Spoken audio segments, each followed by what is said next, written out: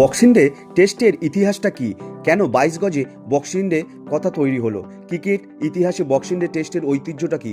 সব প্রশ্নের উত্তর এখনই জানতে একটি লাইক করুন, চ্যানেলে নতুন হলে চ্যানেলটি সাবস্ক্রাইব করে বেল আইকন প্রেস করে রাখুন নতুন নতুন ক্রিকেট সম্পর্কিত সমস্ত খুঁটিনাটি খবর সবার আগে আপডেট পেতে। 2024-এ 26শে ডিসেম্বর থেকে মেলবোর্নে শুরু হয়েছিল আইকনিক বক্সিং ডে টেস্ট, যেটা হয়েছিল ভারত বনাম অস্ট্রেলিয়ার চতুর্থ টেস্টের ম্যাচ দিয়ে, যেখানে অস্ট্রেলিয়া ভারতকে 184 রানের বিরাট ব্যবধানে হারায় এবং সিরিজে 2-1 ব্যবধানে সিরিজে এগিয়ে থাকে অস্ট্রেলিয়া।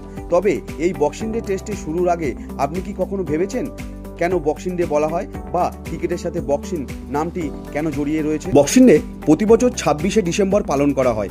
অস্ট্রেলিয়া, ইংল্যান্ড, দক্ষিণ আফ্রিকা এবং নিউজিল্যান্ড সহ বেশ কয়েকটি দেশে এটি সরকারি ছুটির দিন ঘোষণা করা হয়ে থাকে।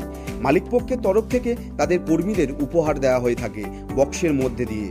সেই কারণে 25শে ডিসেম্বরের পরের দিনটি বক্সিং ডে হিসাবে বলা হয়ে থাকে। নামটি বক্সিং ডে হলেও বক্সিং খেলার সাথে সম্পর্কিত রয়েছে তেমন কিন্তু নয়। যদিও বক্সিং ডের উৎপত্তির দিনটি স্পষ্টভাবে জানা যায়নি, এটি একটি ব্যাপকভাবে গৃহীত তথ্য পরামর্শ দেয় যে ইংল্যান্ডের ভিক্টোরিয়ান যুগে ধনী পরিবারগুলোর মধ্যে তাদের অর্থ, উপহার ও খাবার সম্মিলিত বক্স বিতরণ করত।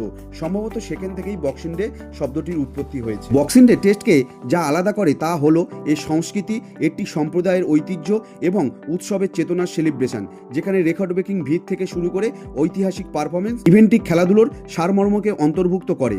এর ফলে প্রতি বছর এমসিজিতে একটি টেস্ট ম্যাচের আয়োজন করা হয়ে থাকে। এটি প্রথম শুরু হয়েছিল 1950 সালে ইংল্যান্ড ও অস্ট্রেলিয়ার মধ্যে ম্যাচ দিয়ে। দিনের পর দিন এর মাহাত্ম্য বিশ্বব্যাপী ক্রিকেটের ক্যালেন্ডারে একটি মার্ক ইভেন্ট হিসাবে রূপান্তরিত হয়েছে, যা সারা বিশ্ব ক্রিকেট প্রেমীদের বক্সিং ডে টেস্টের আকর্ষণ আরও বাড়িয়ে দিয়েছে।